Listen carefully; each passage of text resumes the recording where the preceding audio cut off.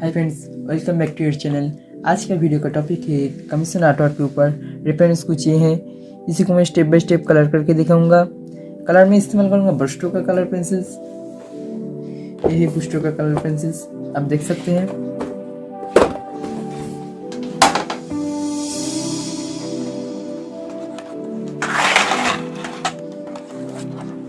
और इसी पेंसिल्स की मदद से पेंटिंग को मैंने बनाऊंगा।